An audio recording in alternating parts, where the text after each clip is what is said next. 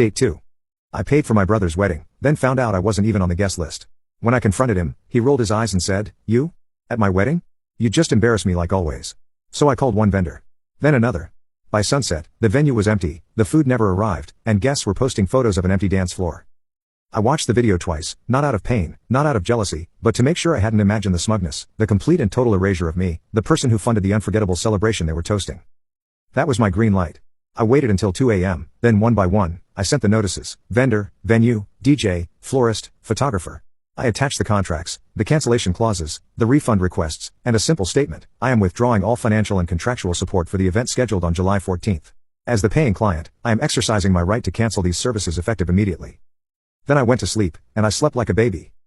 I woke up at 9:12 to 17 missed calls, first from Kyle, then Lauren, then mom, Cell, then dad, then an unknown number that turned out to be the venue coordinator, and then silence. I didn't answer a single one. I just made myself a cup of coffee, put on my favorite hoodie, and scrolled through Instagram like it was a Sunday morning comedy special.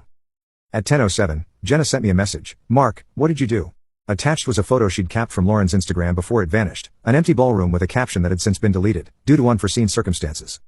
Apparently, Kyle and Lauren showed up at the venue with their families at 9:30 a.m. sharp, but the doors were locked. No catering trucks, no florists, chairs hadn't been delivered, the planner was gone. The venue staff refused to let them in, citing a cancelled booking. The deposit had been returned to the card holder, me, less a $350 fee, which I considered a small price for poetic justice. The guests, dozens of them, all stood around in heels and suits in the hot July sun, confused, checking their phones, wondering if they had the wrong address. It gets better. The photographer posted an available today story at noon. The DJ updated his bio to now accepting last-minute bookings. Several guests, ones who hadn't even known I existed a week ago, started posting stories and comments like, "WTF happened to Kyle's wedding?" And all dressed up and nowhere to go. Lauren's maid of honor posted a selfie with the caption, "Well, this is awkward." You could see the empty dance floor behind her. By evening, my mom left me a voicemail. Her voice was tight, controlled, like she was trying not to scream. "Mark, I don't know what you think you've accomplished, but you've humiliated this family. Call me back now." Then Kyle texted, "You just couldn't let me have one thing, huh? Always bitter, always jealous. You ruined the best day of my life." Still not one apology, not one word acknowledging what they did. No remorse, just blame. So I sent one reply, not to Kyle, not to mom, not to anyone screaming into the void. I posted on my own Instagram, an account I rarely use, a screenshot of the $12,443 refund to my bank account, with the caption, "Wasn't invited, but still paid the bill." So I left early. No tags, no names, just enough breadcrumbs. The comments rolled in. Family I hadn't spoken to in years messaged me, old friends from college, co-workers, even Lauren's cousin, who I'd only met once, sent a thumbs up emoji followed by, "I knew something was off about them."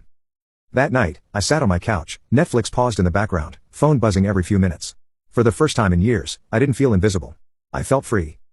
And that's not even the end, because the real fallout didn't hit until the next morning when Kyle and Lauren tried to rebook everything last minute and realized how many vendors had blacklisted them permanently.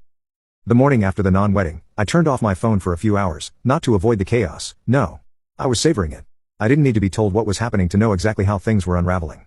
I could picture it all, Lauren sobbing, mascara running down her cheeks in full view of disappointed guests, Kyle pacing, red in the face, barking at vendors through clenched teeth, mom probably trying to take charge like she always does, only this time, no one answering her calls.